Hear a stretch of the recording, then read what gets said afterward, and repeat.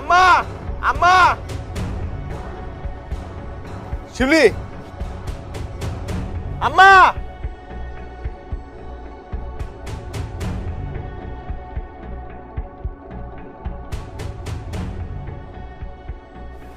মা তোমার কি এখন একটু ভালো লাগতেছে?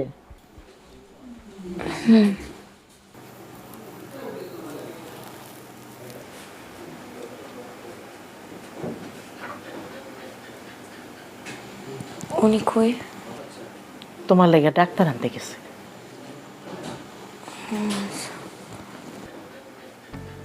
আচ্ছা মা, তোমার কি এরকম প্রায় হয়? না মা, মাঝে মধ্যে হয়। লক্ষণ কিন্তু একদম ভালো মনে হইতেছে না। আমার কাছে তো মনে হয় এটা মির্কি বেড়াও। আমারও তাই মনে হইতেছে। ব্যাপারটা কিন্তু একদম সুবিধাজনক লাগতেছে না। আমারও লাগতেছে না। লুকাই আমাকে ওর সাথে একটা চালাকি করে নিয়ে দিচ্ছে। আপা, আমরা স্বীকার করতেছি আমাকে অন্যায় হয়ে গেছে। আগে থেকে বিষয়টা জানানো উচিত ছিল, কিন্তু বিশ্বাস করেন অনেকদিন যাবত ওর এরকম কোনো লক্ষণ আমরা দেখি নাই। তাই মনে করছি যে ভালো হয়ে গেছে, এর লেগে বিষয়টি আর কথা কওয়া হয় নাই। থাক, আর মিশা কথা কইয়া পাপ বাড়ায় না। আমরা ভালো মানুষ, এই লাগে অহনো ভালো ব্যবহার করতেছি। আর সজীব, তুই অগরে সাপ সাপ জানাই দে, এই মায়ারে ঘরে রাখুম না। সবই তো বুঝলাম চাচি। আসিফ, তুমি কি বলো? যাক, সজীব ভাই আপনার অন্তত আমার দিকে একটু চোখ গেছে। আমার পরিবারের মানুষজনের তো কোনো খেয়ালই নাই যে আমি এখানে বয়ে আছি, অথচ আমার সংসারের বিচার হইতেছে।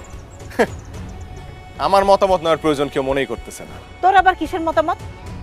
আমি তোর মা, আমি যেটা কইছি এটাই হইব। না, তা হইব না। সন্তান হিসাবে মায়ের কথা শোনা পোলার কর্তব্য, কিন্তু অন্যায়ের প্রশ্রয় দেওয়া পোলার কর্তব্যের মধ্যে পড়ে না।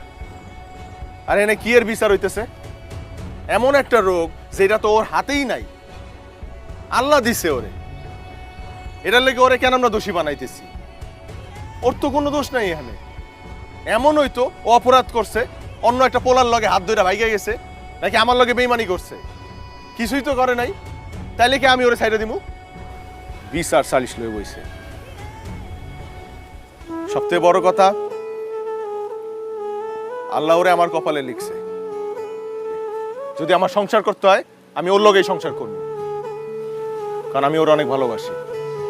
ও আমার বউ।